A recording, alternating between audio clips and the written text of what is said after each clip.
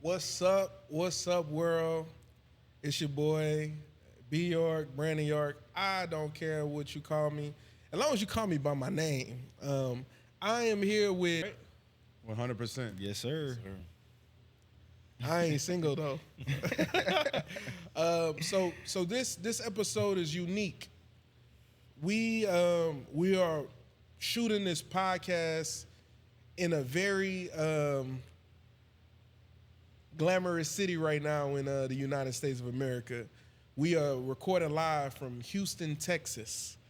Right now, I would like to say Houston, Texas nightlife or Houston, Texas party scene is in competition with Atlanta, if we want to say that, right? So dating right now is different.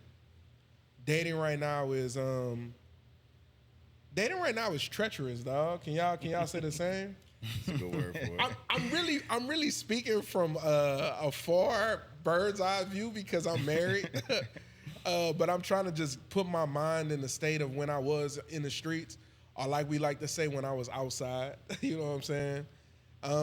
So I got three men who are in three unique positions. I'm gonna let y'all introduce yourselves. I'm gonna pose the first question that I pose to anybody that sit downs with me at the pod.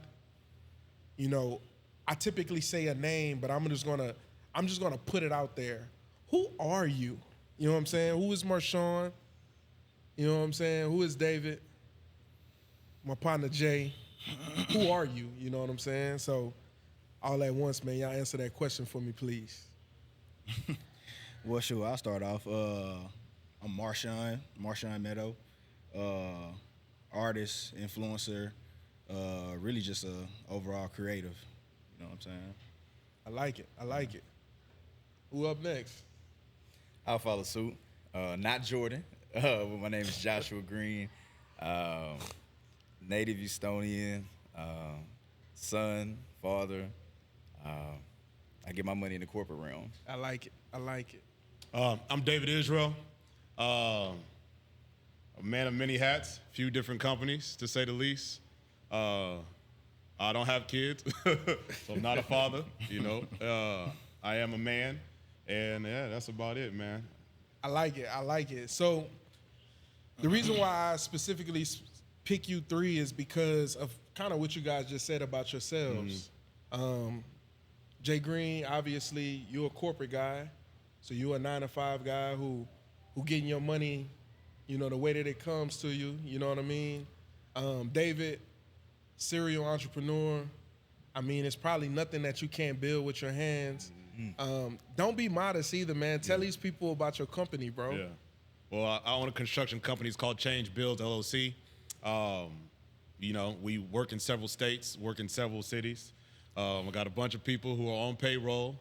I have built a Louis Vuitton in San Antonio, Texas. I've done St. Luke's Hospital in the Woodlands. Talk that talk. I have multiple franchises that we're partnered with at the moment. Yeah, talk that talk. And yeah, man, we do some pretty cool things. I'm grateful for, you know, to say the least, man. And we just starting. So hopefully by the end of this year, I will be out the picture, and you know it'll be self-sufficient, and so therefore I can focus on my other company. Yeah, talk that talk. I got cool friends, Yeah, y'all. for sure. Yeah. And then next to me, man, I mean, what can I not say about the God? You know what I'm saying? I'm going to throw it out there, you know what I'm saying? The God. He's not going to say, he gave y'all his government. Y'all never heard you tell nobody your government like funny. that. You introduced me, so I have to follow suit, man. But my brother Shun, I'm going to give y'all a short. Shun guy, man, artist extraordinaire. I without a shadow of a doubt, I think Grammys will be entering your home soon. So tell the people about you, brother, music, cause y'all real modest with it, man. I don't like that. Well, you know, I do the music. You know, artist just dropped a project not too long ago. Right. Hobby the Midway. Hobby the Midway. Check that out. Check that out. Y'all go snag that. Influencer as well, streetwear influencer. So partner with a few different brands: Fashion Nova, Puma, Hat Club, Pro Kids. Modest, just to say the least. You know, slight work. You know, nothing too I like major.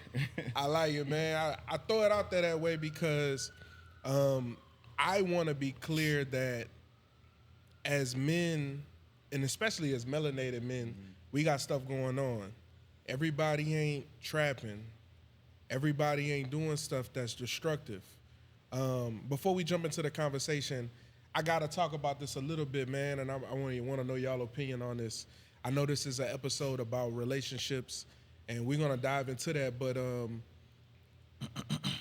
you know, I'm born and raised from New Orleans, Louisiana, specifically Louisiana, and here recently, man, a guy by the name of Kyron Lacey, wide receiver at LSU, took his life and was accused. Let me say that, accused of a crime that, you know, I would say without a shadow of a doubt, his attorney did a phenomenal job of exonerating. And being from Louisiana and also being a black man, you know, I think society has become numb to being falsely accused to, you know, pure foolishness, you know what I'm saying? You know, this is a kid who was 22, 23, phenomenal football player. LSU wasn't the first school he played at. It was the second school. So he's in the back end of his career, and he's training for the NFL draft, man. He's trying to change the trajectory of his entire family's life. And here it is, you know, he's probably driving faster than when he needs to, which we all do at some point. Let's not act like we all innocent. An accident happens, a man loses his life, but he's outwardly accused of something that's crazy, you know what I mean?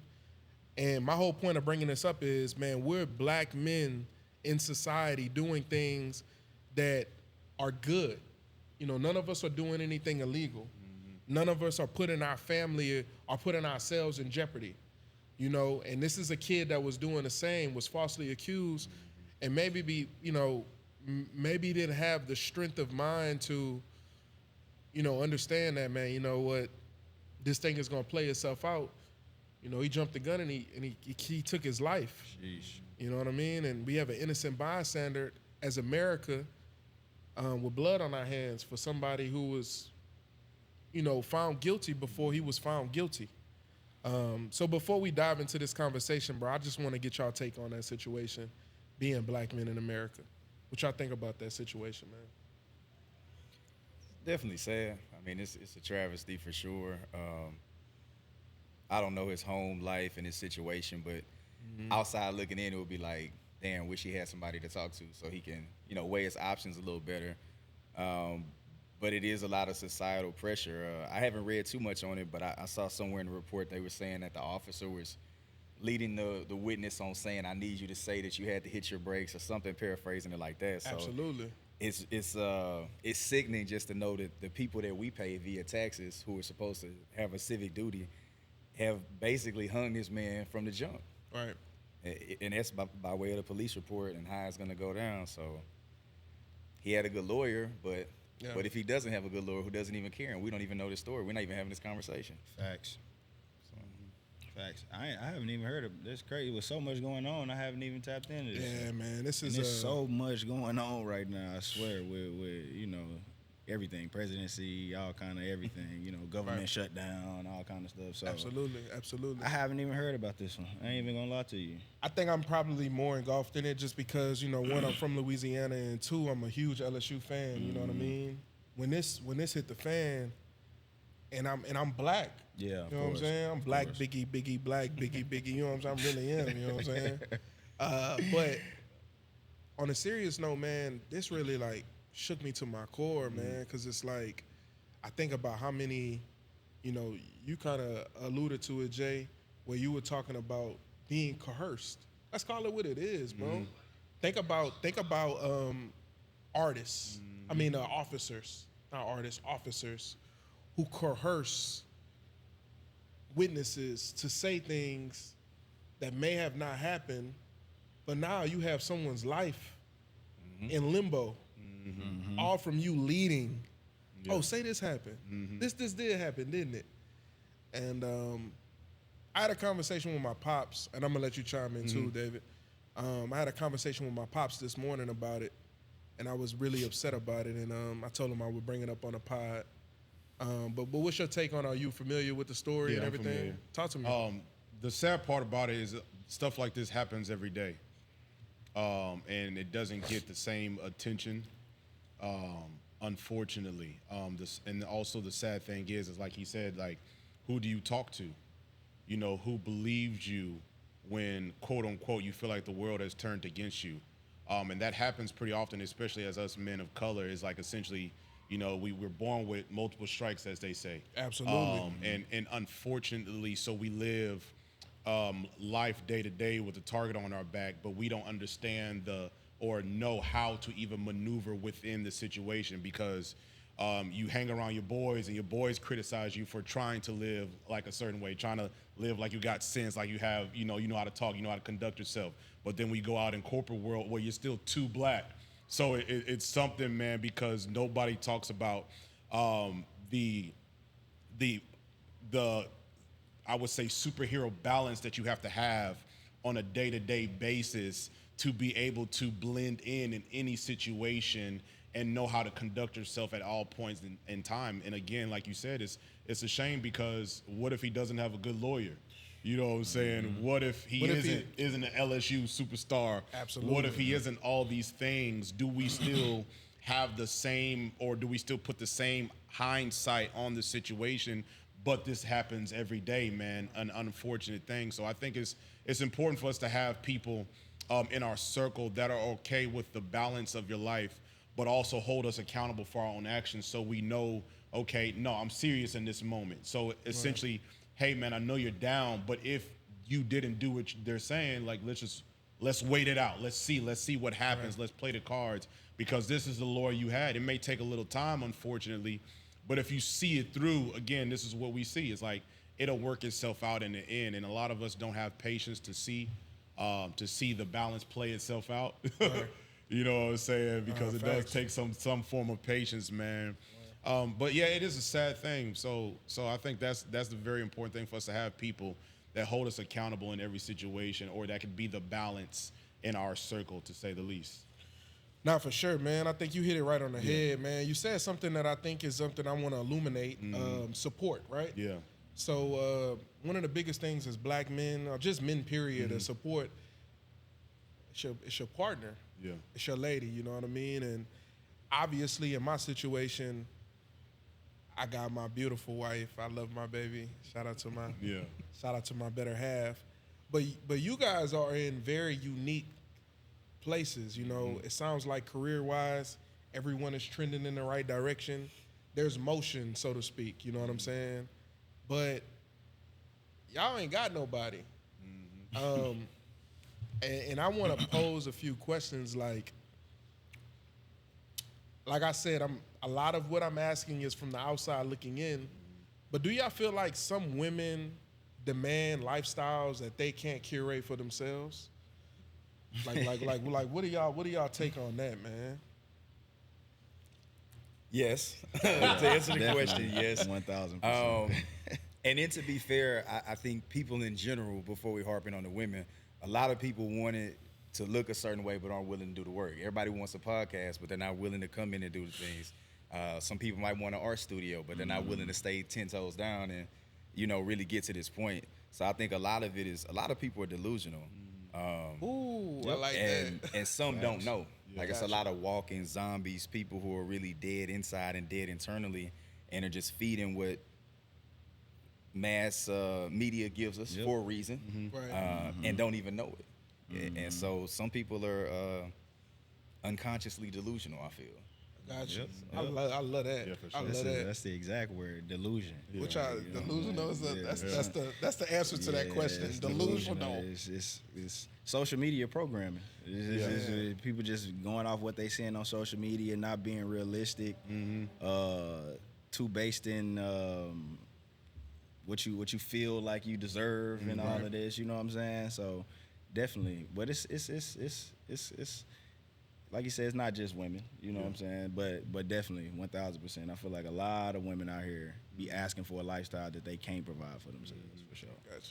Yeah, I feel like we live in a false reality. So one, we don't even know ourselves. So we want these things for whatever reason, whether it's to impress others, or whether it's to uphold a a picture or image within our own head that we've built of ourselves. So essentially, I won't deal with a man who doesn't take me this. But again, you can't even provide that for you. Right. But this the picture that you placed. It's the image that you've painted, man. And so unrealistically, what happens is you begin to lose who you truly are in the process of your pursuit or your desire to be pursued, because you want something that you can't even attain or you was never meant to attain from the begin with. So again, you fall delusional. You know what I'm saying? And so unfortunately, man, and you get a lot of misinformed people making decisions that aren't sustainable. So now you have women who, again, they live a certain way day to day, but when it comes to you, now I hold I need this, I gotta have this, I wanna have this, but it's not even sustainable for you. Right.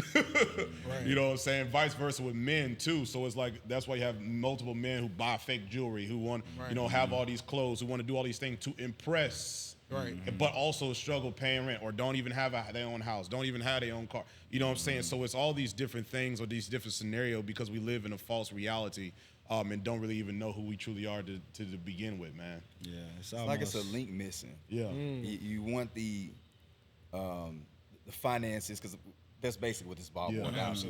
You want the dude to take care of you, and I mean, rightfully so. If you want to build a partnership, finances, you got to take money to live and sustain yourself, but. You look at it as if it's such a prerequisite, and it trumps so many other things. Yeah. And you have, he might be taking care of you because your grandma didn't work, but Papa had another family down the road too. Yeah, for sure. Grandma was cooking and cleaning and taking care of the house. So some of the financial things you don't qualify for. But you're not doing the soft things, I guess they say. So Papa was paying it's a give and take. $700 for a sew-in for you. $700 for a soul is crazy. That's what they rent. Most definitely. But yeah, I think what it boils down to is like it's too many channels, which is like, back in the day when it wasn't so many social medias and you're tapping into, or even now people got their favorite influencer that does their own reality TV on YouTube. And it's like back in the day we had TV that was programming us, but now you got so many channels. And you really only looking at highlights of people's life, and you perceiving that like it's supposed to be your reality overall. When it's like, and that's where I feel like the delusion comes in at, you know what I'm saying? I love that y'all use the terminology delusion, right? Because a part of delusion, that means that you've created this imaging in your head of what you want it to be like, no matter how unrealistic it is. But I want to kind of transition back into authenticity. Y'all single, bro? What are some non-negotiables that y'all are looking for in women? Since we talking about what they delusional and they want in a man, what are some realistic, authentic things that y'all are looking for in a woman? I might need to sit this one out. I got a lot. You can't sit nothing out. You can't sit nothing out. No, I got a lot of non-negotiables. Nah, talk about them, man. Talk about them. Well, just the basics. One, I don't deal with women with bad attitudes. Also, those who don't know how to conduct themselves in public settings. You know what I'm saying? So it's like, say we go somewhere and you don't agree with something. You don't have to show it. Like, we could deal with that at a different time. Especially with me being who I am and the people that I'm around on the day-to-day, is like, we don't understand that, one, certain people have a lot to lose by just how you conduct and carry yourself in public settings. So that's a big thing with me. Of course, hygiene, which that might be closer to the top, most definitely, but also just how you take care of your body naturally. One, I don't really casually date. But I finally went on a date not too long ago, and the chick ordered pink lemonade, and I walked out. Wait. Pause. Hold on. I'm gonna break it down. I know you in your groove, bro. But you not about to drop no comment like that, and I just breeze over. For sure. What was it about the pink lemonade, bro? So the prerequisite to the pink lemonade was she doesn't work out, she doesn't take her vitamins, and you also don't drink water. Because it's not like they brought water and you didn't touch it to be like, oh, I don't drink tap. It was, water is in front of you, let me get a pink lemonade. Yo, So your details crazy. You nonverbal communication locked in. You yeah, for paying sure, I'm attention. locked in I because like it's just one. I take care of my body. You know what I'm saying? I don't want to be in a later day or later in our years, and we struggling with our health. It doesn't say you have to work out and take your vitamins and drink water and all. It's to say you have to do something to take care of yourself, but also be like you put all that in. So you drinking pink lemonade soda. You know what I'm saying? You eat what you want, this, that, and the third. And yeah, the body look nice now, but what happens if we start having kids or you get older or, you know what I'm saying? But also hygiene, you know, because certain things respond to what you put in your body. So I like that you said Yeah. that. I'm gonna stop you real quick because obviously it's gonna be a woman watching this and it's gonna immediately think that you body shaming, right? And I like how you drew the picture like, yo, I'm not asking you to be, you know what I'm saying, Serena Williams or, you know, Shelly Ann Frazier and nothing like that, right? But at the same time, care. Yeah, for sure. You know what I mean? Yeah. 'Cause I'm gonna keep it real. I'm a big dude. You Yeah. know what I mean? I'm bigger than y'all. You know you what don't I have to mean? keep it real, we see. But at the same time, I am intentional about Yeah. doing things that are gonna benefit my health long term. Most definitely. And I think that's important when you're looking for a partner. So I like that. But carry on, Yeah. carry on. And We just not gonna drop the lemonade. Most like that, definitely. though. No, but it is not to say that, you know, I don't come off to try to body shame at all because Right. I didn't say anything to specify the type of shape of woman that I desire, to say the least. But I do believe that whoever you pursue or whoever you end up with, one, y'all are supposed to be one, so they are supposed to be a resemblance of you. So naturally, I have the discipline every day to go work out every single day. Now, I also eat whatever I want. So that's why I don't look like I'm, you know what I'm saying, like my boy who's jacked up. But it's just, but at the end of the day, I take care of my body. I drink water. You know what I'm saying? I'm doing all these things. So it's not like I'm asking you to do something that I myself is not willing to do. And so with that being said, what I'm doing is not just for me right now. It doesn't bring attention to me, but it's to help us out later down the road, because again, you know, we're black, so high blood pressure runs in our family. You know what I'm saying? Talk about it. You know, sugar diabetes, all these things Talk about that it. if we can make the adjustment. Now, I'm not saying you got to eat, you know, the seaweed and all the meal prep and all that stuff, because I'm not doing that, to be honest. You know what I'm saying? I like to eat steaks at any point in time. You know what I'm saying? I like pork chops with gravy and rice. I'm addicted to HEB lemonade. You know what I'm I'm gonna saying? put it out Listen, there. like, you know what I'm saying? I'm addicted. Yeah, for sure. So to it's God, just that's like my biggest thing with anything is balance. You know what I'm saying? You have to have balance with it all. So that was the cause of me walking out, was because there was no, like, literally this is not just I finally date pink lemonade, I'm out. This was a series of events of me asking questions. Thank you and for the clarity. Paying attention to details, and it's like that lemonade was just the final straw.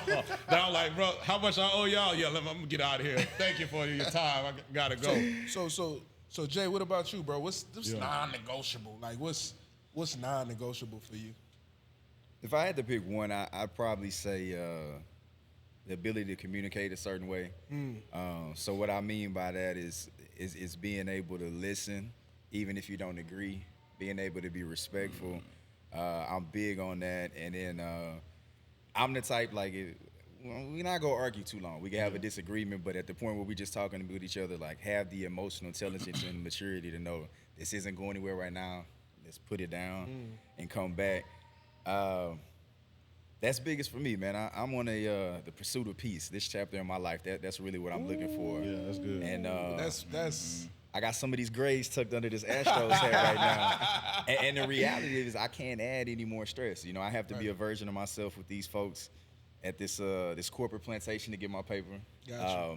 I have to be a version of myself with the mother of my child to have access to my child and have my family unit, my extended family unit operating as it should. So when it comes to my real life and that little piece, if we can't talk to each other, then we have nothing. We can't grow together. We can't build anything.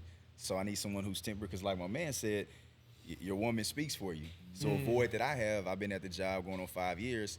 You can't bring somebody new to the company Christmas party, because the CEO wife who just don't work, and she just comes in and now she's in his ear. Josh is a little unstable. He has sure. her bust is kind of out of it. Talk about She's it. drinking pink lemonade. For You sure. know? You know what I'm saying? So that speaks for you, and Right. that's nonverbal communication as well. So Right. all forms of communication, we got to be able to kind of click on that. I love it. I love it. What's up, bro? What's the? I ain't going for it. I need to know. Man, I'd probably have to say some of my non-negotiables would be your ability to hold yourself accountable. Ooh. You know what I'm saying? I feel like that's number one. Because I feel like, okay, in the moment, I can understand, you know, the differences between, you know, you may be bathing in your emotions. You may hold a certain stance. Right. But when we come back and we revisit this topic, if you know you was in the wrong, say you was in the wrong. For sure. Then we can easily get past that speed I gotta bump. sit Because up you for just this doing that, you just creating extra speed bumps. Then it's like you making me feel like I'm delusional and I know what, you know what I'm saying? So right. I would say your ability to hold yourself accountable. And then I would say how you hold grudges. Yeah. Because if it's somebody that because me, I don't do a lot of super casual dating either. You know what I'm saying? So if I'm locking in with somebody, I probably can see myself being with them. But if I can see myself being with you, then we probably gonna be living together eventually. Right. If we living together, you can't be holding, and of course it's a case by case basis, but Right. you got to get over the small stuff. We can't be holding grudges over some petty stuff, and just because you want, you know, I just don't. I don't deal well with that. So I would say those are like my two non-negotiables for sure. Man, I love it. I love each answer to that question. That was unique. Communication, I think, is the elephant in the room. Accountability as well. I can speak on it just because I have found my person, right? I think for me, one of the things that was kind of that come to Jesus moment for me was, like you talked about, Jay, communication. You know, me and my wife, that's my friend. That's my dog, you know what I mean? So, you know, I tell anybody, and I probably said this on a podcast before, but we really prioritize our friendship more than we prioritize our relationship. Yeah. And I think sometimes women misconstrue what that is and what that means, right? Like, being a man's friend doesn't have anything to do with pleasing him sexually. Being a man's friend does not mean that you put on a dress and you look fine. It don't mean that your hair and your nails done. Being a man's friend is listening. Yeah. It's comprehending.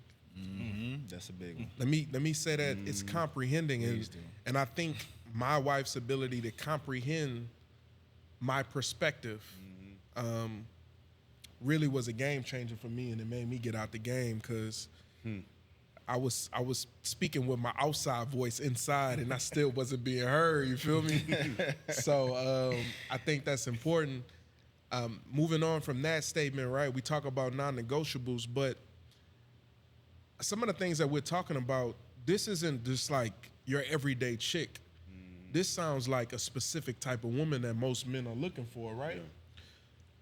But based on my experience, most women who have some of these qualities that you're talking about, they also have careers. You know, some of them have kids. You know, can y'all talk about balancing dealing with a woman who may have a career just like you have, Jay? Or she might have her own business like you. Or she might be an artist just like you. What does that look like when you're dating someone that's very similar to yourself? Is that trivial? Is that easier? Like, I know we all done ran into it. Let's talk about it, man. Yeah, go ahead, brother. I got it, because I ain't never dated like no artist. Now But I still, think about it. maybe a chick who has a career, man. But I mean, on that tip, you know, I honestly don't want to deal with nobody who ain't got, you know, I don't want to deal with no shorty who ain't got nothing going on. So I feel like that's needed anyways. You know what I'm saying? Just to create that balance off the bat, because I ain't finna be trying to hang out with you 24/7 because I got stuff I got to do. Got things I got to accomplish. You know what I'm saying? And it should be the same thing on your end too. Yeah. You know what I'm saying? So I guess let me frame it differently then. I mean, let me ask it this way. the woman who prioritizes. Cause y'all prioritize what you got going on, right? For sure. Let me use that word, prioritize. Yeah. You know what I'm saying? What does that look like? Prioritize her career over. You know, cause talk, bro. You got a lot going on. Yeah, for sure. And it takes all of you. Yeah. What happens when you dating a chick? It takes all of her to do exactly what she's doing. To be honest, I feel like that's needed. Yeah. Okay. You know what I'm saying? I Okay. feel like that's needed because I mean, at the end of the day, I don't even. She got to have her own thing going on. Yeah. You know what I'm saying? I don't even want her to be looking to hang out with me 24/7. You know what I'm saying? I want you to have your own life outside of me. I want you to have your own friend group outside of me. But you know, when we lock in, of course, set time aside for us to lock in. Right. Or if it comes down to it, if you know your time is limited, if you're gonna choose who you gonna, don't be choosing your homegirls over me all the time to hang out with and shit like that. But I feel like that's needed though. You know what I'm saying? Yeah, Me I feel personally. like me personally, I like women who actually have something going on. Because if you don't, that means you need me. You know what I'm saying? I don't want you coming needing me, essentially. I want you to have your own situation, your own everything, essentially. And then when we get to that point, then we can discuss how that looks. But I feel like all of it can be solved with communication. You know, I feel like my brother said, that's such a rare thing to find someone who can communicate. And again, when it's time for us, hey, everything else doesn't matter. This is our time. Let's deal with us. And then when we're outside, as long as we could communicate within, quote unquote, our busy schedules or whatever that looks like, I feel like you can make anything work. Because again, like he said, like, man, if I'm spending all day and night with you, then, you know, what are we doing? Like, what's going on? Like, who's making bread, or who's doing, you know what I'm saying? Who's doing all the necessities to keep the day-to-day of our relationship running? So we don't hit those brick walls. So I feel like that's the thing, is like, as long as you're willing to communicate and bring the balance to each other. So it's like, hey, cool, like we both busy. Let us set a date. It don't have to be tomorrow. Let's set a date 2 months from now. That's our date. That's our time. We getting away. Boom. Let's deal with that. And then we come back and stay busy. But it's also set goals too, because like I said, my goal for my business essentially is to be self-sufficient by the end of the year. So I will have time, you know what I'm saying? But who's to say that doesn't go as planned? And then whoever I meet, if I meet somebody within this time frame, it's the same thing. But hey, here's our goal. My goal is by the end of this year or next year now, next quarter, whatever the case may be. So let's adjust to whatever we both trying to do in life. But I feel like as long as two people are trying to become one in everything, man, you can make anything work. You know, that's the reality. But as long as you look at self, it won't it won't be sustainable in reality, realistically. So yeah, man. I like it. What's up, Yeah, Jay? I agree, man. To echo that, that's one of my I guess unofficial love languages. Like, you got something going on, you're passionate about something, and if we sitting around each other too much, then we go run out of things to talk about. So the perspective I have, both of my parents are retired teachers, and so my mom put so much of herself into being all about her job, all about her kids. Her kids are grown, they've gotten educated, we have families. Now she not working, and she just at the house. And then so I'm kind of at that age where my father kind of has certain conversations with me on a man level, and kind of shares some things that are more intimate, some things I don't want to know about my parents. Sure. But he like, man, your mama we gotta get a job, we gotta get a part-time job, get a dog, like get her something to do, so that each of them can still coexist in their own environments. So kind of how you said, I guess, being a friend and then also a relationship as well. But sometimes your friends need space. Yeah. I got some of the partners I'm closest with, and we don't talk. But when we might see each other every 2 months. But it's so impactful when we always got something else. And I like coming back, like, I ain't got to talk to you all day, every day. And come back with something new, something going on. So the little amount of time we have together, it can be impactful. But also one side of that is you got to be realistic while you chasing and hustling, if you have the time to date. Because historically, I've kind of run into that fall, and I like the idea of it. Right. But are you willing to put aside and prioritize this relationship so they can foster, so that you can kick it on a lazy Sunday and watch football while she cooking and y'all just talking? You got to put in some work on the front end to be able to get that. Absolutely. So you got to be realistic with your time that you have as well. You illuminated something that I think is dope. You talked about your parents, right?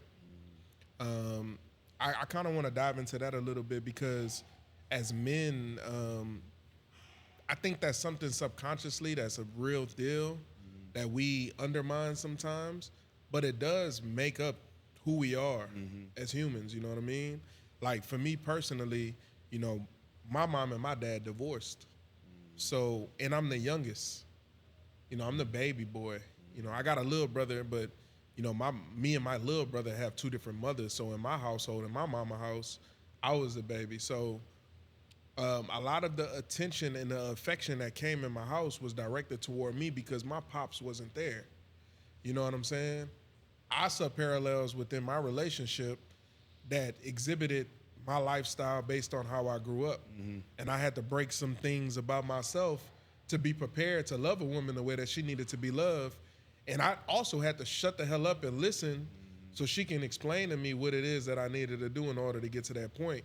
As you guys are single and as you know, I don't know if you guys are actively looking for your missus or not, but as you're interacting with the opposite sex, how does the relationship with your parents affect your outview of what you're looking for in the opposite sex?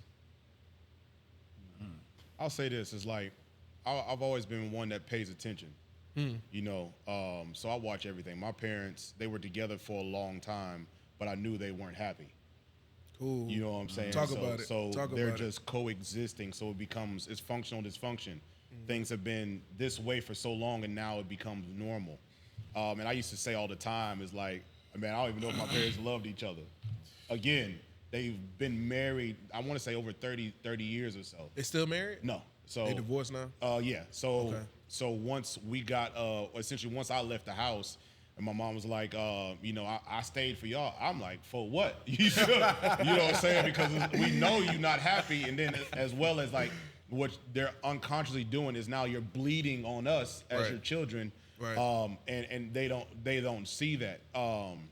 So one, I watched them, but I also watched my parents who raised me. I watched their relationship, and I compared and contrasted. So I said, okay, that's good.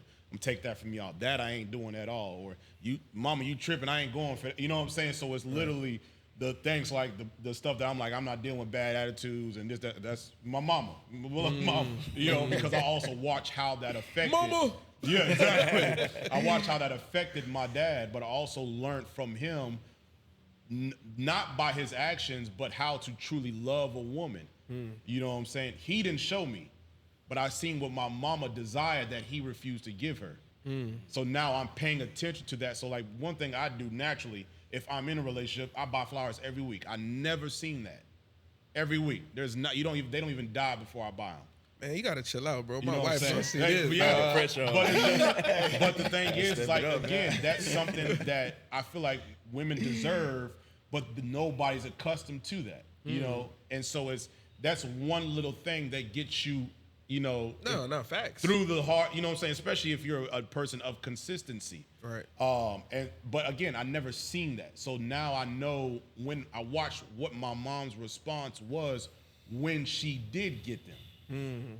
So like, cool, I want my old lady to get that every week or every day or every, you know, and then it might, you know what I'm saying? Absolutely. You know? Absolutely. Yeah, look Cause and effect. Yeah, cause and effect. You know what I'm saying? So a seed, reap a harvest. Exactly. You know what I'm saying? Yeah, bro. So I say that's the thing. Is like I watched also the trauma from their parents.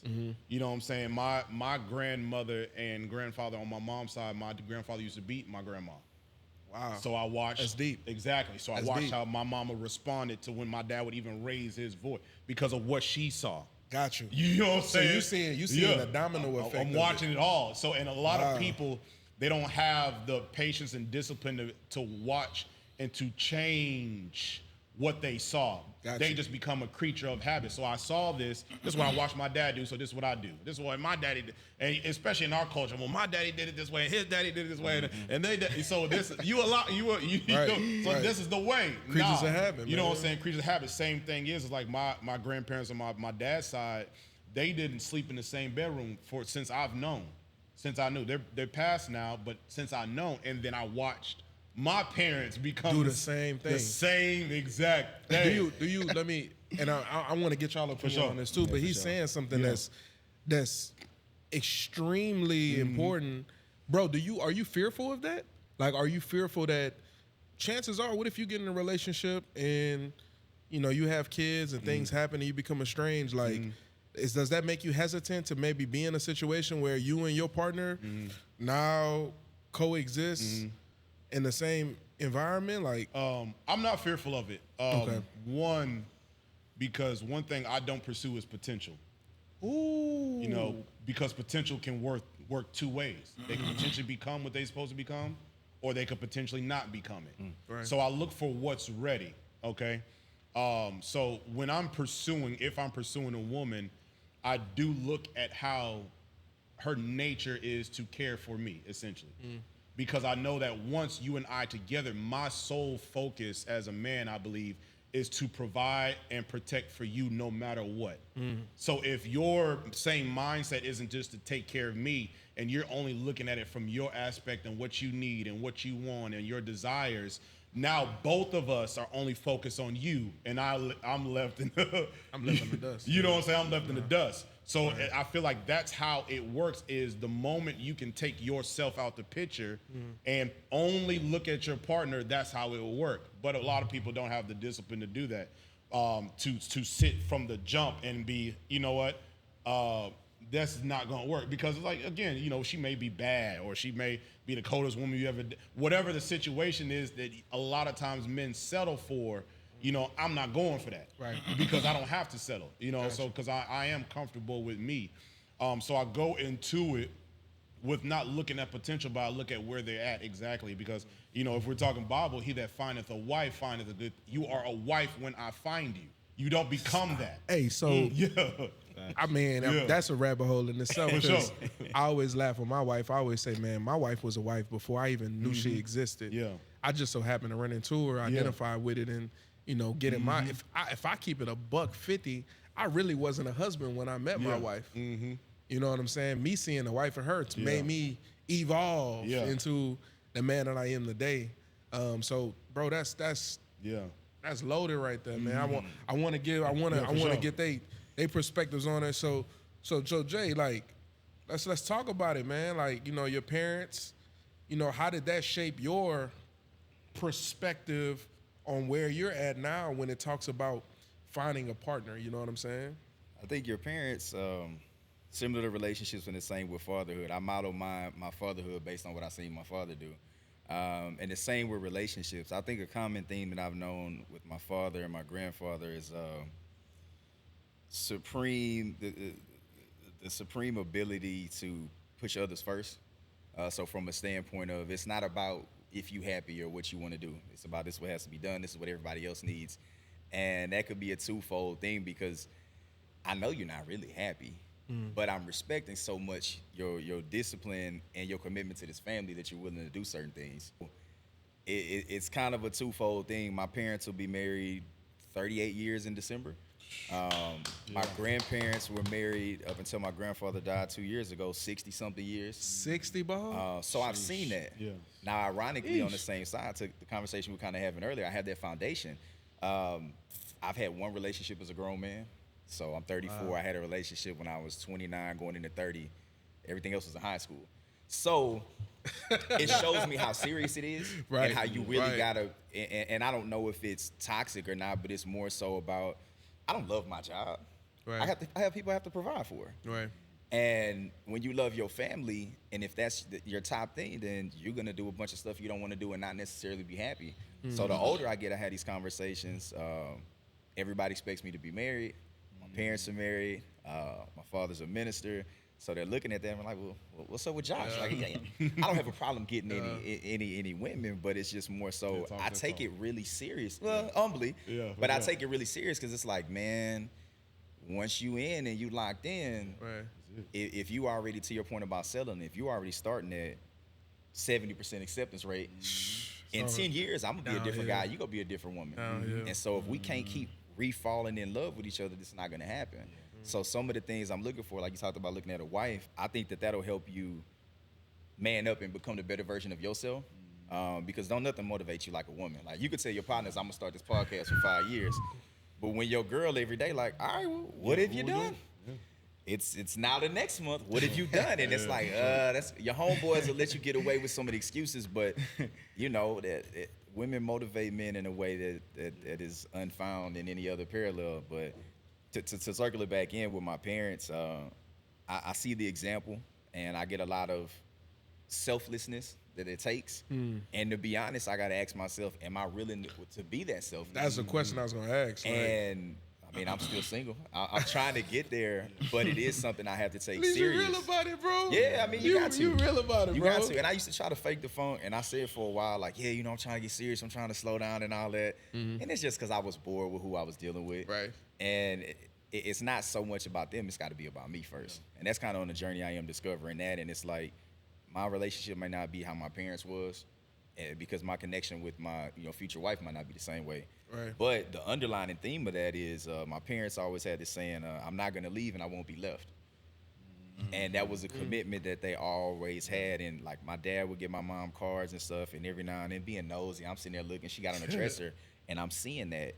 Right. That common theme. And we are one, and little small things like that. So, well, this is toxic, but I'll share it. My father's dropping stuff on me daily, new stuff. So he told me that I was created. Him and my mom were going through a rough patch around like year 3 or 4. Oh wow. And cuz just threw away the birth control and got my mom pregnant. Hey, I'm gonna say it too, man. The second what you said, my mom and my daddy got divorced. I'm the divorce baby, bro. Okay. 100%. That's to try to make it work. And if, you know what's funny though, bro? I look just like my pops, bro. Yeah, you definitely So do. I feel like I was an everyday like reminder, like, Yeah. hey, we're out. Well, For sure. or could have been the motivation, like to keep, what I'm saying, to keep Right. going. So desperate times call for desperate measures, and you got to really be real with yourself if you're willing to get in a desperate situation and do what it takes to survive that situation. Absolutely. What's up, dog? What up, son? Man, you over here? He over here. He ready. Look at us talking to me, man. Yeah. But nah, man. Cause I'm just sitting here thinking after I'm hearing them talk, and I'm like, man, like I think I probably just analyzing my parents. Parents was never married. It was never married. Never married. Wow. Wow. But I did have a stepdad since I was 5. Okay. And him and my mom are still currently married right That's now. dope. You know That's what I'm dope, saying? But when I analyze it, I'm like, my grandmother isn't married. My other grandmother isn't married on my dad's side. My great grandmother, I believe her and my great grandmother on my mama's side, I believe her and my great granddad were married, but I never met him. Right. He passed. Right. I know on my dad's side, I think they may have been together too. But, those old times. But then I just analyzed like the relationship landscape, Telling, isn't it? and I'm like, I think I am scared. I am scared. When you ask them that question, like, you scared to get into a situation where you locked in and it may not work out? Hell yeah, I'm scared of that shit. Hell yeah. I ain't even gonna lie. And it's just for me analyzing my own people's relationship, me analyzing other people's relationship. Because even when I'm talking to my homies about it, and even my own relationships, in high school, I had a relationship that from like sophomore year to like freshman year of college. I was about to say, bro, you Hold on. were. No, you was in a relationship forever. My last relationship was from it was 8 years, but was from what? You putting time in, Junior brother. year of college to 2020. Neither one of them worked out. Put my all into You it. did. As a young whippersnapper. ignorant man, I ain't really know how. Whippersnapper. You know what I'm saying? I As ain't a know how YN. relationship goes. I didn't know. But I say that all the time. It had me even questioning today, like, is marriage the way it's supposed to go? I ask myself this all the time, like, because I question everything. You know what I'm saying? I even be like, who set the system of marriage up? Even though I know we say No. it Talk comes about from, it comes from the man above and stuff like that. But I'd be like, who set this up and why? Or It's- what's the or I even find myself maybe like, what's the history of marriage? I just look it up or something like that, and it's just like, I question all the time. is this how it's supposed to go? Right. You know what I'm Right. saying? So when you say, to round back out to your question of what we out there looking for, Right. or how our parents or family Like, relationships, how does that shape? how does it shape it? Yeah. To be honest, especially now, I'm out there, and I guess you could say it's kind of like in bad faith, kind of, but it's just like from my experiences, from analyzing other people's experiences, and when I'm talking about it with my homies, I just be like, bro, it's the same shit, Right. over and over. Your situation is probably the same as my grandmother's situation. Is probably the same as his mother's situation, Right, which is probably right. the same as his Right. uncle's situation. Just different details when you get into it, but it's just like. So I'm out there like now, kind of probably I would say like in bad faith almost. Like I don't know what, you know what I'm saying? Right. I'm almost thinking like it's probably not gonna work out, or it may work out for a certain length of time. Right. But for me, I'm already going into it like You kind of it's hesitant. gonna- yeah, I Like am. hopscotch. You know what Yeah, I'm because it's saying? like, For sure.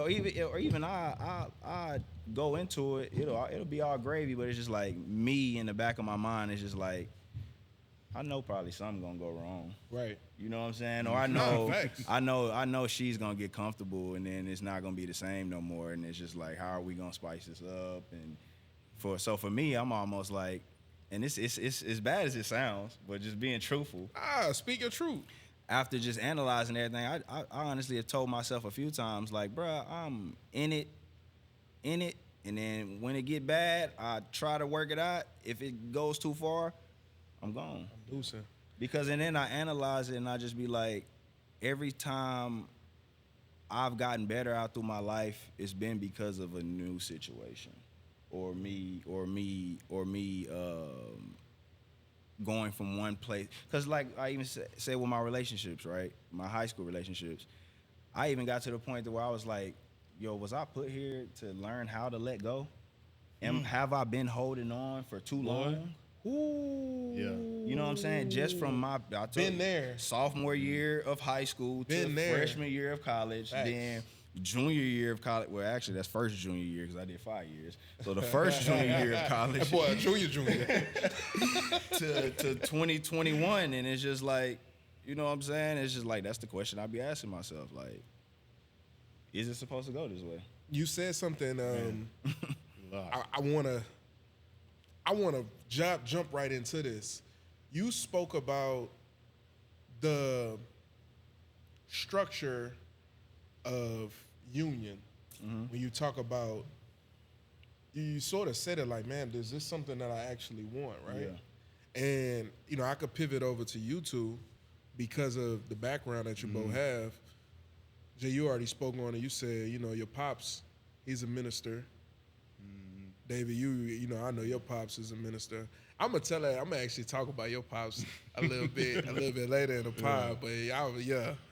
But when you talk about marriage, right, and you talk about spirituality, I can be open and vulnerable in this space, right? Prior to me being married to my wife, I was engaged. Not only was I engaged, we planted a church in Austin with another couple. And if I could be real with myself in front of my brothers, bro, I wasn't ready for marriage. But I had this pressure of like, yo, I'm going into this environment where I'm speaking about biblical principles, and I can't be out here not in covenant, and you know what I'm saying? And I keep it real. I still listen to R. Kelly every now and then, you know what I'm saying? Yeah. I mean, A little bump and grind, you know what I'm saying? So I had this like, you know what I'm saying? Like I had this pressure. It felt like the walls was falling on me, and to be real, man, I almost made a decision that I truly believe would have derailed my entire life. You know what I'm saying? Like, do y'all feel, based on, especially y'all two, and bouncing it off of what you said, do y'all feel the pressures of, because of your belief system, that when you gonna get married, where my grandkids at outside of the one you had? Like, you know what I'm saying? Like, let's talk about that as men. You know what I'm saying? Like, what does that look like for y'all? The pressure's definitely real. You have when you grow up in a certain structure, you know, and both my parents were teachers, so you go to college, you get a job. Yep. Um, and I'm at a point personally, it's like, all right, well, you got the career, you got the kids, you got the career. You kind of checked out the boxes people say you're supposed to get. That one's looming. And then it's also to get to the next level. It just depends on how you approach the situation. But I think in order to get to that next level as a man with the focus and the discipline, I think a woman will put the battery in my back. And it's not so much that I lack the motivation, but it's just a different type of motivation and a different type of pep in your step that the woman on your side, the right woman on your side will provide for you. Because I almost crashed out, bro. And to the same token, it could be your best asset or your worst detriment.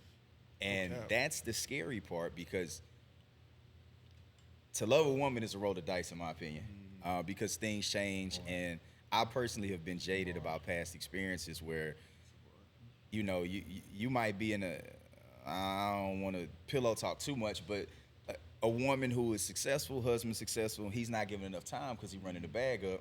All I'm giving is some jokes and some hard rod, and now you over here risking your whole family. And I thought it was cool after a while. Like, I got a couple married chicks and stuff, and the more I matured, I'm like, first of all, from a spiritual level, that is disgusting. Yeah.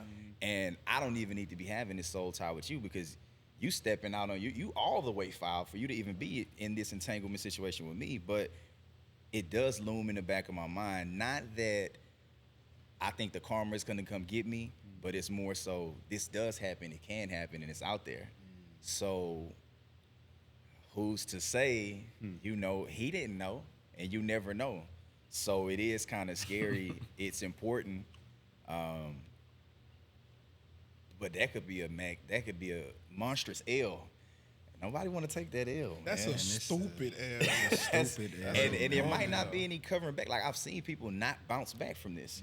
I've seen my homies that's married and they've morphed into magnificent men, and I've seen some guys that got the wrong one and they done. What you say, D? I would say it's a yes and a no. Like, it used to be pressure. The pressure comes from all the work I put in on a day-to-day basis. Like, who is it for? You know what I'm saying? Like, again, bro, I don't really talk like this, but I have money. You know what I'm saying? I got the career. I have my own house. We know. I got my own house, bro. My mental's together. You know what I'm saying? Like, I have a lot to offer. So it's like, who is it for? That's where I feel like the pressure comes from my aspect. Who is it for? But like who is it for? I'm exactly. glad So now my aspect is all for me. You know, because again, if I'm not together as a man, it don't matter what or who. You know what I'm saying? Because I don't have nothing to provide. So, because now if I don't hit, let's say like this, I don't get my mind together, I'm gonna be out here chasing the baddest, and it literally you can lose that in like that. You know, with one wrong decision. 2 summers. Literally, not even 2 summers, bro. You can lose it in 2 minutes if you know what I'm saying. You're like realistically. Crazy 2 minutes. Because I also know the good dudes who had a one night stand with a bad chick, and now they got a baby, and they ruining their life. You know what I'm saying? So it's like you ask them, hey, bro, let's go out, let's take a trip. Oh, I can't, bro. I'm behind on child. What you mean? You know what I'm saying? Right. So it's all these things that go into it, bro. But now that I look at it, I don't really have that much pressure anymore because of essentially I've gotten my life together. So I'm like, today actually, I made another year celibate, man. And I mean, you know how, Wait, yeah, for real, man? Literally, yeah, for sure, man.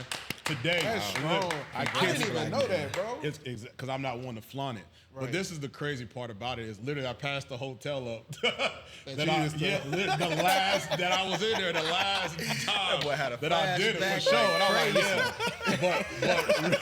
yeah. But realistically, like once I've developed the discipline over time, man, to as Paul would say, like have the self-control. Because I ain't dead now, I'm still yet alive. Nah, 100%. 100%. You know what I'm saying? I still get tempted. Right. I still like women and bad, but now I have a different. Be clear. For sure. You know what I'm saying? We got to do that. Yeah, you have to these days, bro. But the reality is like now I don't have the pressure because I have nothing to prove anymore. Right. You know what I'm saying? And I'm moving everything at my own pace.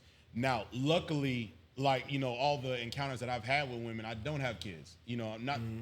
I'm graced because I've made same mistakes and it just, you know what I'm saying, and it just didn't play out that way, bro. Right. So I don't look at people who have that situation. That's just, I was graced not to by the grace of God. Because man, we went to Prairie University, so you know what I'm saying. I'm gonna tell that story, bro. Yeah, the reality is like, bro, I didn't have my homie Steve. Steve looking on. He know the story most firsthand, definitely, bro. But it's like, bro, I made so many mistakes, but then it's also like, bro, I've learned to value my seed, and I've learned to value my time. But most of all, I've learned to value who He's created me to be. I gotta stop you, bro, because what you're talking about is definitely not. It's not surface, right? And it's also not something that I want to just glaze over. Like it's easy, you know what I'm saying? Like you said something like you've been celibate for a year. Another year. It's the second one. It's the second year, My right? God. You different breed. It's cats that haven't not masturbated for another minute. Yeah. You know what I'm saying? And they gonna watch the pod. You know what I'm saying? For sure. Like when you talk about self-discipline, and I still want to give you the opportunity to speak on it from a spiritual standpoint, but I really want to dive in on this because this needs to be talked about on wax. You know what I'm saying? Like prior to me, to make it personal once again about myself, prior to me being with my wife, you know what I'm saying? I watched pornography for a very long time. You know what I'm saying? Since I was an adolescent all the way until I became a grown adult. And I noticed how pornography really warped my mind when it pertained to my interaction with my woman.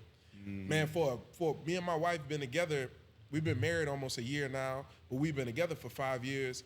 I mean, I'm gonna keep it a buck, bro. For about 3 years of that relationship, almost 4 years of that relationship, I was still masturbating frequently, you know what I'm saying? And it changed the intimacy in my bedroom when I was allowed, like I gave myself the willpower to overcome that stronghold that was over me, you know what I'm saying? Now here you are, you sitting here, bro, you talking about being celibate going on for 2 years, bro. We're not glazing over that, bro.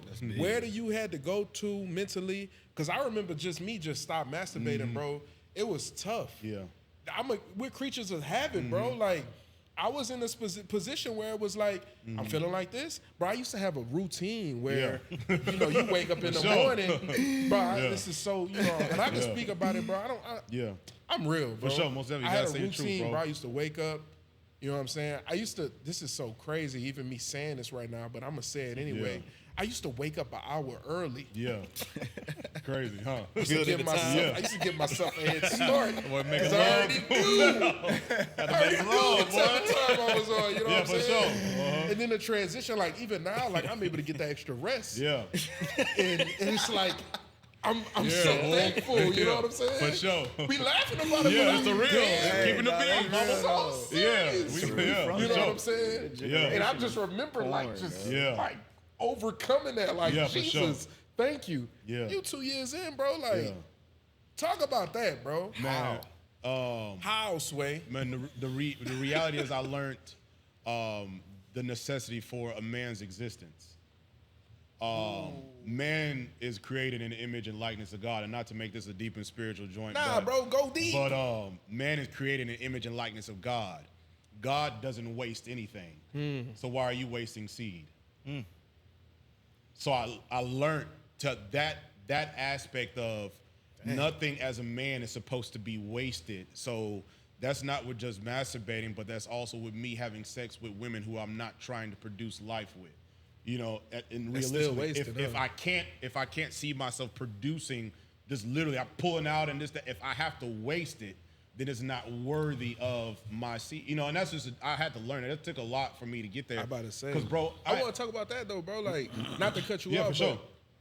What was it, bro? I just felt like I didn't have a choice, essentially, bro. Like, I felt like I've wasted man, excuse my language, I used to have hoes, bro. No, realistically, bro, I had... I think collectively, the four of us probably... Bro, listen, brother. No, I'm telling you, like, I had a serious problem. Like, bro, at one point in time, bro, and this is part of my testimony, I was going through 4 women a day, literally at PV, bro. Oh, I wasn't when like I was that. young, like, Jesus I'm going Christ. through...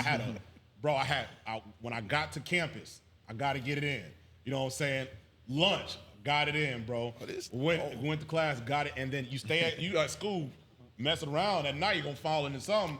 So literally, bro. This brother's thirsty. So, literally, bro, I was going through it. And this is not me just it was just a desire that was built up in me from, again, lust or whatever the case may be for so long, bro, that and gratefully he allowed me to experience it, because now no man can say they can't, because, bro, how many I've been with, bro, realistically, bro, I can't count. I don't even know.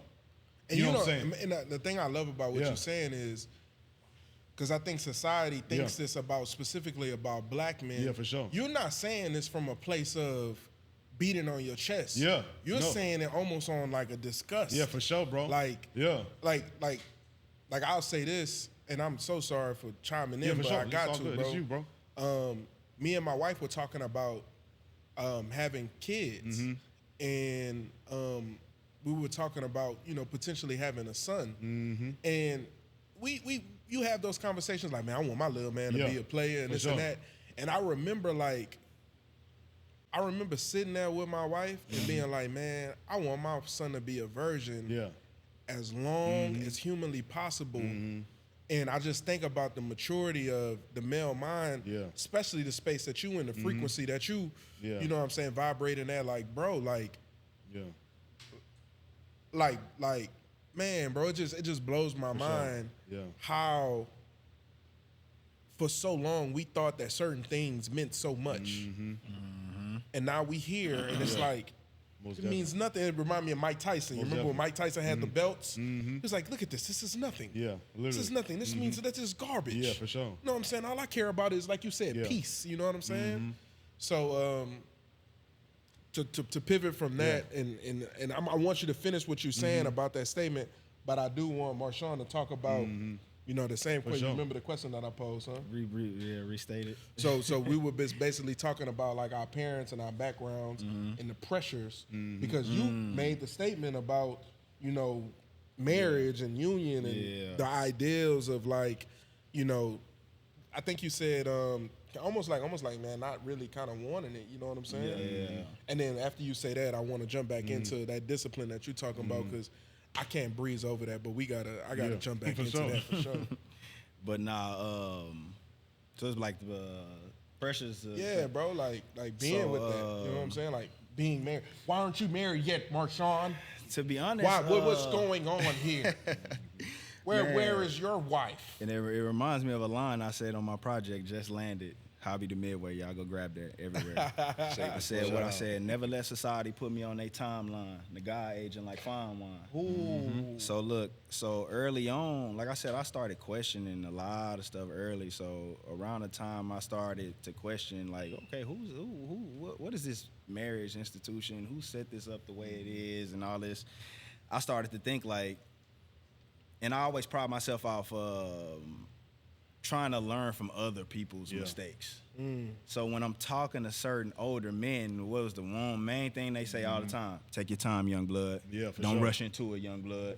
Don't rush into it. So I started to think, and I'm like, yo, when I started to think about who set this system of marriage up, who started to say we should proportion our lives out the way that they are proportioned out. So I started to think like this. This is what I used to tell myself. If I'm living from birth to 18, I can't really do much of nothing.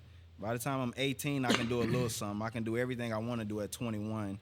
Why would I get married at 25 and only have just 4 years of, you know what I'm saying? It's just like, and I'm starting to question, like, who told us that that was, who told us that that was how we were supposed to proportion out our life? And it's just like, so I say all that to say, I let go a lot of that societal pressure long ago. And it would never even come from my people. My mama never put pressure on me to go to college. My mama never put pressure on me to make good grades. I was just always a person that was on top of my shit. You know what I'm saying? My grandmother wasn't married. You know what I'm saying? My mama was married. So I ain't never really just feel no pressure. I feel like my people put more pressure on me to probably, and I think it's probably because of how my family is. They more so asking about kids. When you gonna have kids? Why you ain't having kids yet? You know what I'm saying? So I'm glad you said that, bro. Yeah. So I mean, this is how my people is. But I ain't really had no pressure on my grandma may ask about it every now and then, but after she didn't heard my perspective on it, I got a younger brother that's probably, you know, even more into that space than I am. She's just like, okay, yeah, I kind of understand it. Yeah. You know what I'm saying? Nah, that's dope, man. Pivoting back, and I love that perspective because speaking to y'all too, the pressure is real. You know what I'm saying? I know with me, the pressure is, oh, Jesus Christ, especially when you're doing ministry, dog. Yeah. Shout out to all the dudes doing ministry too.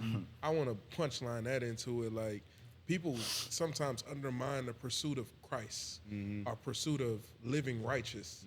It's not easy, dog. No, it's not. And it's a true sacrifice of oneself because if you crazy as hell, if you think that turning up and having a good time doesn't feel good to the flesh and that you don't have that internal battle all day and every day. So, like, just shout out to all the cats doing ministry full time. I see y'all, and my heart goes out to y'all for sure. But going back into what you were talking about as far as self-discipline, we're all having this conversation, and needless to say, I think we've all evolved to a certain extent. Yeah. Like, I'm listening to the way you talk, Jay. Like, some of the stuff that you're saying, it's definitely not surface. You know what I'm saying? You've been through something in order to get to that point. Even you talking about, you know, not to rehash old wounds, but dealing with women who may have been already married, you know what I'm saying? Like, I want to know, to piggyback off of what we were already talking about, where does that self-discipline or that self-awareness erupt? Where is that birthed from? Like, how did you come into, like, yo, I got to chill, you know what I'm saying? Like, because for me, I got to chill as me being married.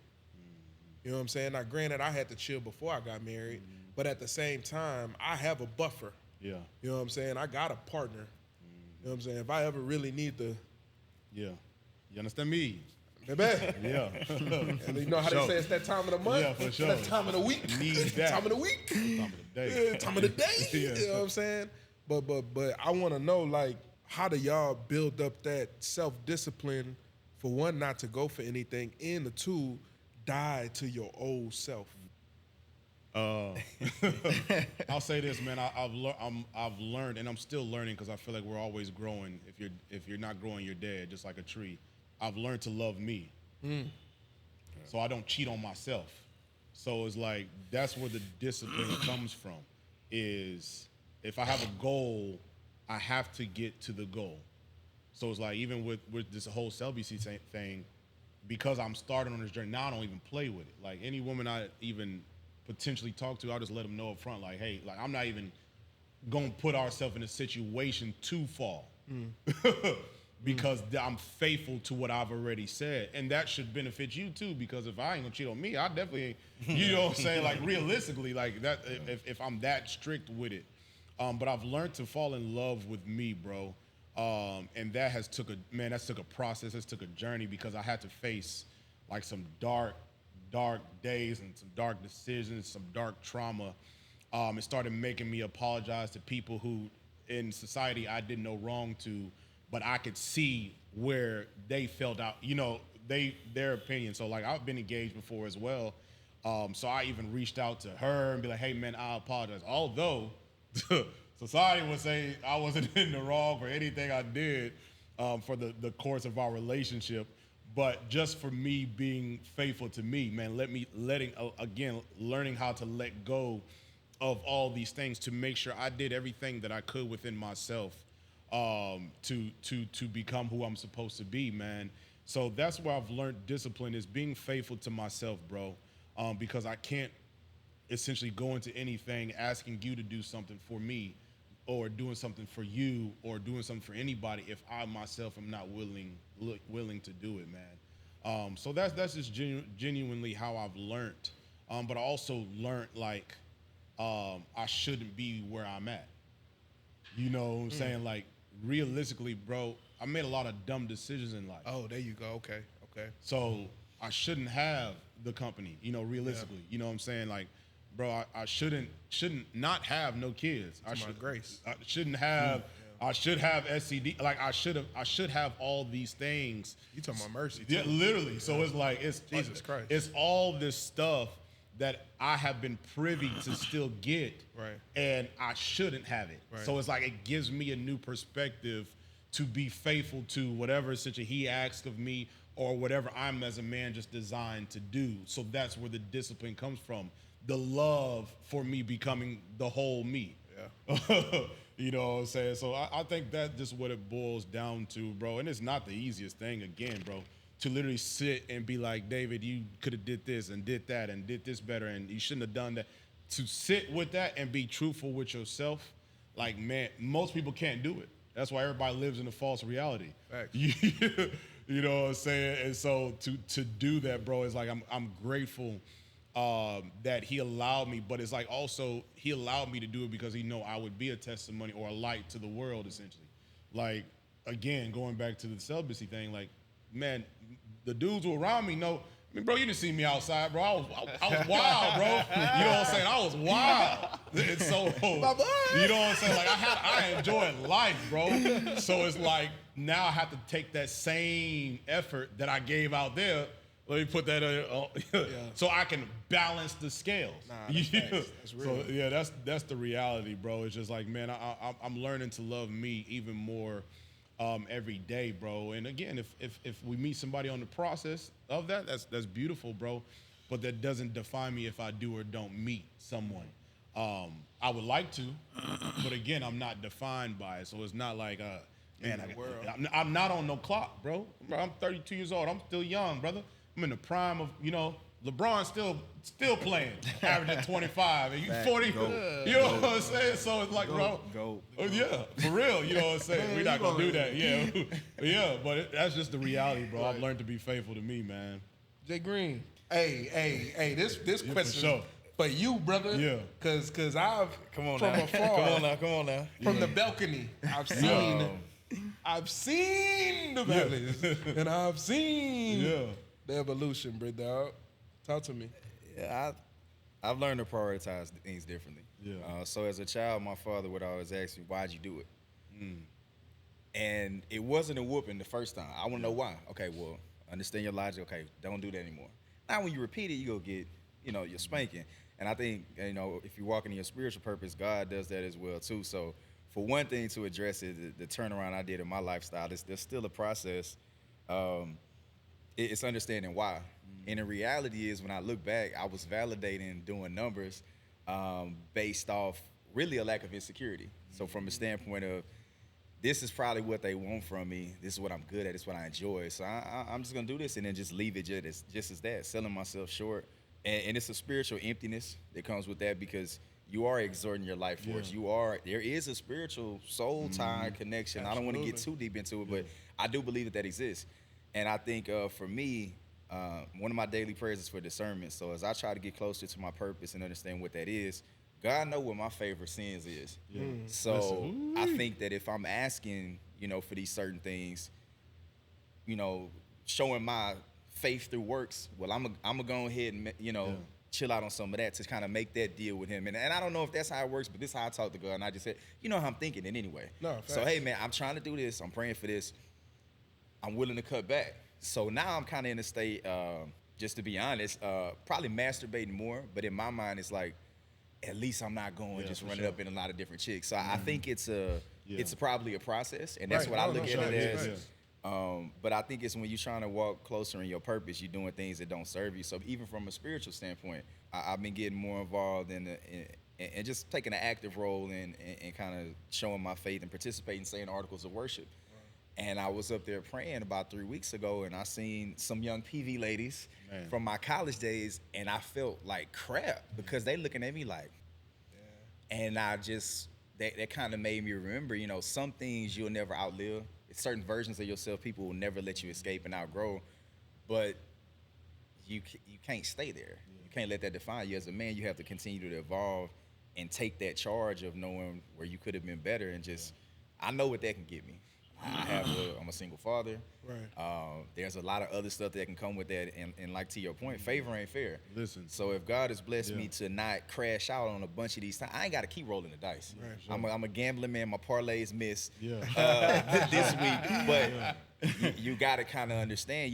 I don't want to tempt him too much. He'll show you the signs. Right. He might tap my leg, but I don't want to go to war with God about something that I know that I should do better about, and He knows this is my personal favorite sin. I might not never overcome it, but I think that He will reward and continue to bless you if you try to fight back. Just keep jabbing.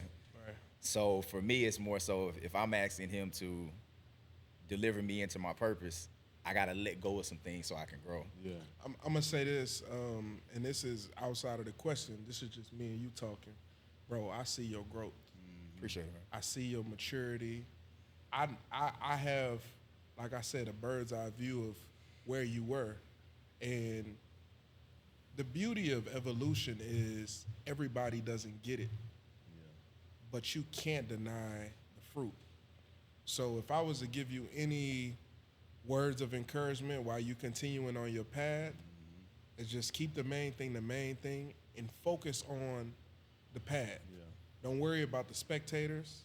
Don't worry about what people are saying, because you can't control it. The only thing that you can control is your next step. Yes. Just keep going, bro. For sure. Keep evolving, keep transitioning, and at the end of the day, the truth always gonna outlast the lie. Always remember that. What don't come out in the wash, come out in the rinse. Yeah. You just gotta stay in the machine. Yeah. You feel me? I got you. Stay in the mix, bro. Stay in the blend, and He gonna make you new, bro. So I'm proud of you, though. Yeah, for sure. Appreciate that. Man to man, you know what I'm saying? Bars. Shun, bro, what's up, brother? What's the deal, my dog? Man, bro, I've seen you too, man. I've had a bird's eye view on your life. Yeah, for You've been sure. a serial relationship guy, though. Yeah. I know you get busy too, though. You so say- smooth though, bro. You really butter, bro. You really butter. Look, Shun, he really, art. Hey, this is one thing I can say, dog. Artists are very mysterious. For sure. Like you niggas is like, I know what's going on, but I have no clue. Yeah. you Looking gonna at hear it so through the music. I wanna know, like, yeah, cause you a different person behind the mic, bro. Oh, yeah, for I done sure. talked to you and listen to your rap. I'm like, man, that nigga talking that. oh, that's what you on, bro. You For talk sure. to Marshawn in person, he be, yeah, man. He whispered them that, yeah, man. I really don't got much to say, but when I do say something, I'm probably gonna say it on the track. So y'all just gotta turn to, track Gotta number tap 8. in, man. I'll Lincoln wait a Bio, minute. dog. Nah, talk about your evolution, bro.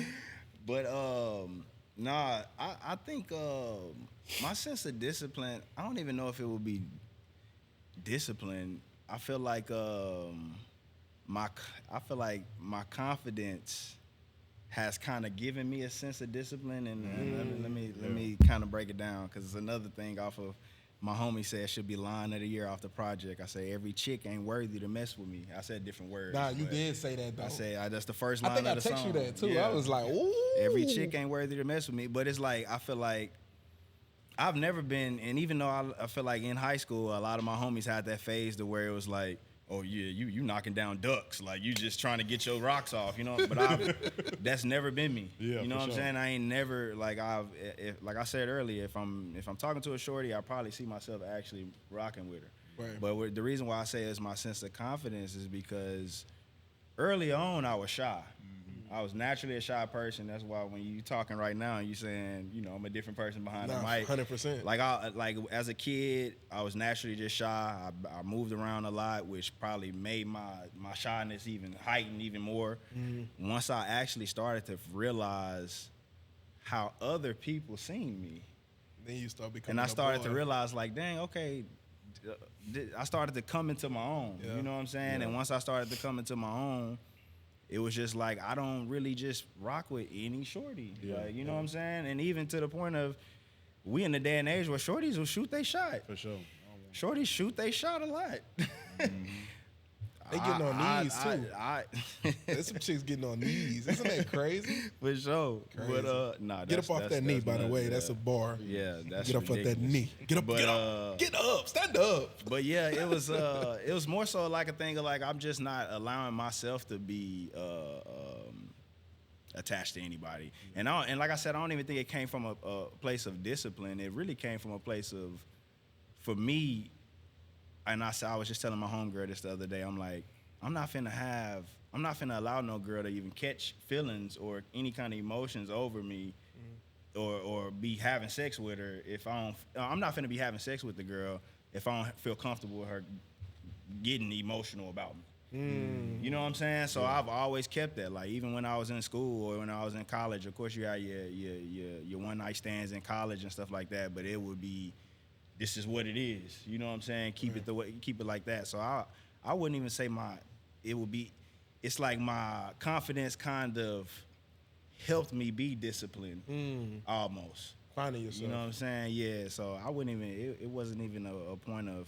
It's me not liking drama, so I'm gonna pick and choose who I really want to be with and who I really want to talk to, and it was really just that, bro, and not allowing, or not just being out here just trying to shoot at anything. Yeah. You know what I'm saying? That's real. We in Houston, so it's fine women in HEB going to get the cherry lemonade. So it's like cherry lemonade, crazy. It's crazy, but I ain't just about to shoot at everything. You know what I'm saying? That's real. just how I've always been, though.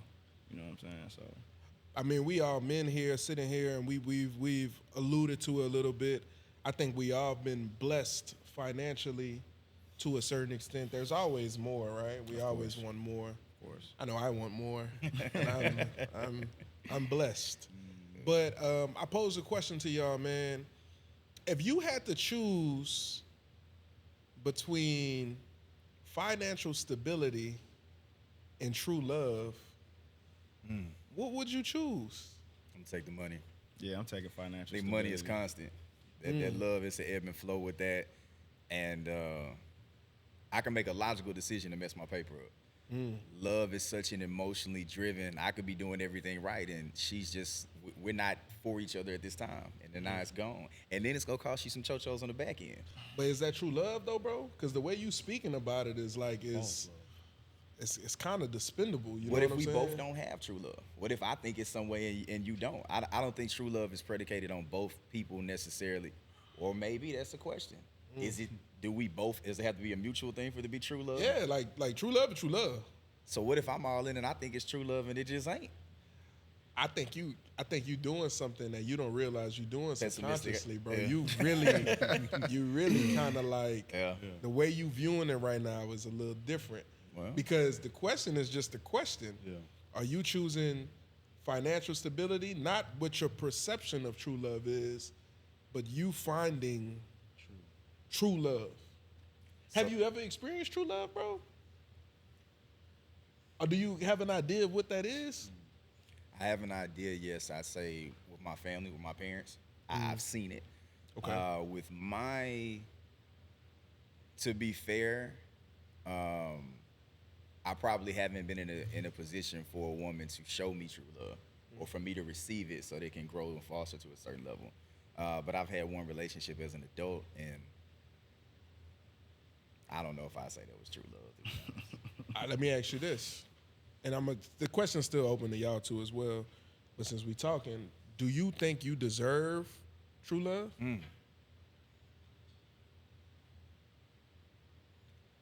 Eventually, yes. Being honest with myself,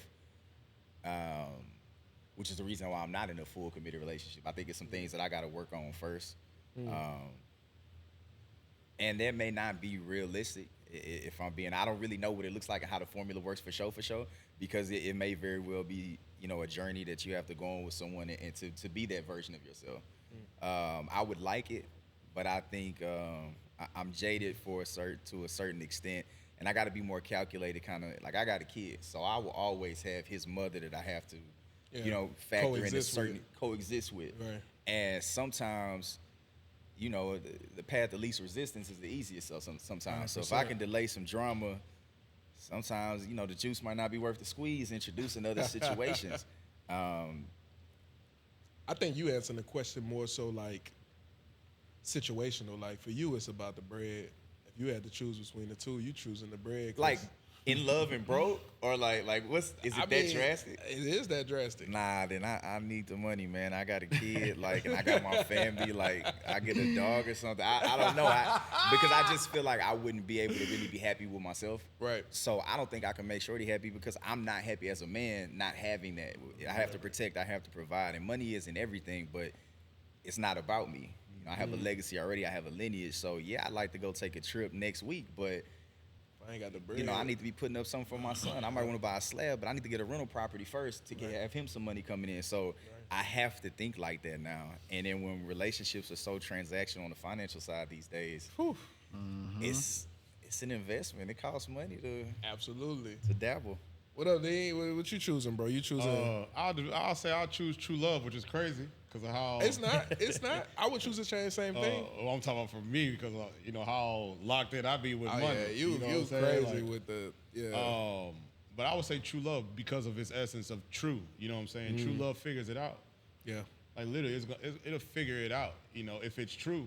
Now Right. you can have a false sense of it, and that's where the scenarios play in. Right. But if it's true, bro, I feel like, bro, I kid you not, bro. I know people who have struggled financially their whole life, Right. but they are happy. They love genuinely. Same. They have good foundations, good family. They Same. stick together. All this, that, and the third. They eat. You know what I'm saying? And I know people who filthy rich and are miserable. Yep. Yeah. You know what I'm saying? So the reality, because this is what I look at, I say true love is eternal, but financials can fade away.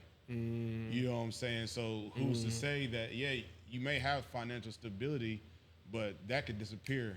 Yeah. Literally. Bro, I ain't gonna tell you how much money I done seen disappear in a month, in a week, in a day. Like, who's to say that's stability? You know what I'm saying? Right. You know, literally billionaires file for bankruptcy all the time. Not to say that means they ain't got no money or, you know, of course we Right. know this. They playing the game. You know what I'm saying? But realistically, there's also people who've been in the NBA but go broke. Absolutely. And after having millions of dollars touched. So that is the reality. And they were financially stable at one point. Right. But realistically, I know that, like, love is patient and it's kind, you know what I'm saying? Yeah. And it suffers long. Right. You know what I'm saying? And it doesn't boast. And it's all these things, but that's all of love. It's not just one, it's one multifaceted. aspect. So I would say true love, bro. Because again, like, and I was telling this one joint that I was dealing with not too long ago, like she was bringing up all her, I would say, questions about, you know, like us trying it. And I'm like, my response is always, hey, mama, we're going to figure that out. Like, because that's what it is. Like, we just Right. going to figure it out, man, because, again, you can't plan for everything. And it's Right. like, and that's why I try not to, like, model after other people's story, because that's their story. Right. I may not ever experience that. Right. But I also may experience something way worse. Facts. You know what I'm saying? And like, who do I, like, Facts. now what do I do, bro? Like, Right. but realistically, my dad does the same thing I do, literally for a living. But he don't own anything. You know what I'm saying? I can't go to him and talk about, hey, man, Paul, somebody owe me $100,000. Like, well, you got to, you know, you don't come up with some BS that, you know what I'm saying? So realistically, you can never plan for what's for your life, because each person is different, and so we are to respond according to our own soul, our own way. So that's why I would say true love, man. Yeah, for sure. That's what I would say. I'll rock with that. Shun. Yeah. What you doing? You doing love of the bread? The bread, the money on. I'm taking the financial stability. I do it. I don't think that was a That wasn't a guess. question, yeah. Come on, man. Love is too much of a roller coaster, man. Yeah. It's up and down. It's how I mean, y'all saying true love, but it's just like, man, you gotta gauge on what the person you dealing with, how they perceive love. I love how y'all answering this Yeah, for question. sure. by the You know what I'm way. saying? I Some love of it. them- I love it. Some perceive love as a feeling. Some perceive love as a duty. Like, how do you perceive the love? You know what I'm saying? So, I'm taking the financial stability. I'm taking the respect. You know what I'm saying? The Yeah. love will come. If it don't come, I'll be good. You can live without love. You can't Yeah. live and survive and take care of a family without no money, though. Hey, You can't have a wife without I it. would tell you this. That's a fact. This is what I know to be true. And I got to transition to the last question I'm going to ask y'all before we wrap this thing up. But I'm going to say my piece real quick, and I'll be short about it. I've experienced more financial gain by being in true love than I ever did chasing a bag by myself. God has unleashed many bags that I knew for a fact I wasn't anywhere humanly close to be deserving of, just because I'm in alignment with what he wants in my love life. So that's the reason why I'm choosing true love, because I know just like you said, financial stability. I know true love, a byproduct of true love is financial stability. But that's just my interpretation of things. I respect where y'all coming from with it. I'm gonna pose this last question, and it's a loaded question. You know what I'm saying? Man, we've been chopping it up for a minute. It's been a good conversation, man. Yeah, for sure. I love y'all perspectives. But I ask every person that sits down with me and have this conversation, and then want y'all to go one by one. You know what I'm saying? If you were at the highest mountain in the world, sitting there with God, and he posed a question, and you got one sentence, one phrase to leave the earth before it's all said and done, what you saying? And y'all go by one. That's loaded. You and God at the highest mountain. He give you the mic. He said, yo, it's your drop the mic moment. What you saying? Man, Y'all boys all went into deep thought immediately. that's the last phrase. That's like your Last motto. phrase Is what you or live like by. question? Last phrase. Or- Nope. Last phrase, Last man. phrase. You dropping something off. I had this chick I asked, she shout out to Rachel. She said black people were the original people. She said that. I had someone say they don't believe in generational curses, they believe in generational choices. I thought that was deep. But yeah, just give y'all context. So yeah, what you saying, man? Not all at once. See, before y'all all had something to say, not everybody wanna wait. It's Nah, the what's last up? phrase, man. Like What's up? that's your last. Man, I probably would say, I ain't gonna lie, bro. I would just say, become who you're supposed to be. I like that. Because everybody struggles with identity. Oh, Everybody struggles with what is my purpose. Everybody struggles with reason behind whatever. right. You know what I'm saying? So I would say, yeah, become who you're supposed to be, bro, because you're with God, you know? And many people live their life trying to become what either others want them to be or what this picture that they have in their mind. But while they're trying to do that, they lose their true identity in the process. I like that. So, which means is, I'll say like this, bro, you didn't ask to be here. Like literally, you didn't ask to, before you was created, before your parents got together, you, hey God, can I, literally, so which means that your purpose and your reason is invalid because he put you here for a reason. Right. Literally, you know what I'm saying? Like, me and my brother have a very similar testimony.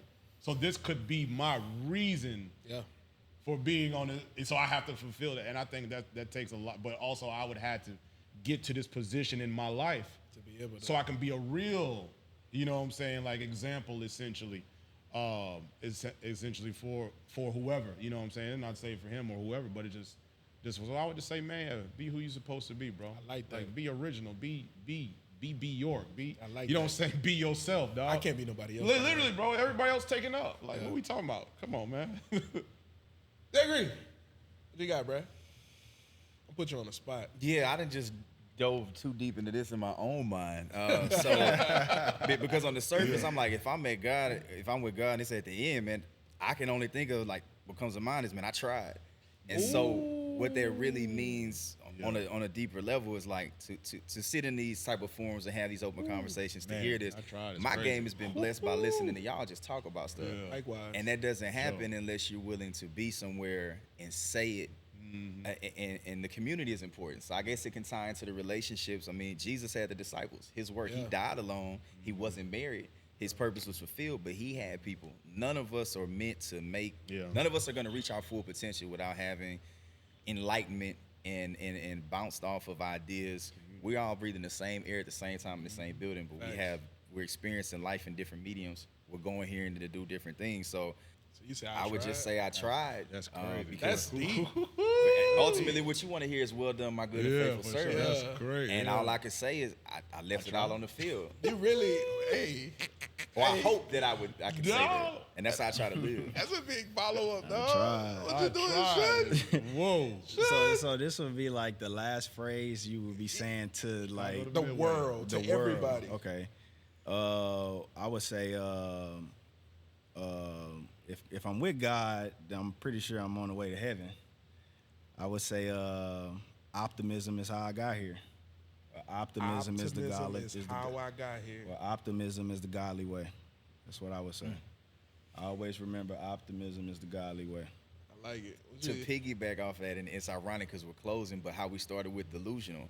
I have a phrase that I've been trying to incorporate in my life is being optimistically delusional. Yeah. So when it comes to my relationship with people and everything, and I know it's contradictory sometimes. To some, I have my pessimistic moments as well. Yeah, for sure. We all do. But if you live in that state, there's nothing God can't do, and if you live it right, it's nothing He won't do for you. So be optimistically delusional about your goals and about everything, because you never know what He gonna bless your game with. Facts. Well, there you have it. Man, I appreciate y'all coming kick it with the kid. As always, thank you for checking out the Perspective Podcast. I love y'all. Peace. All right.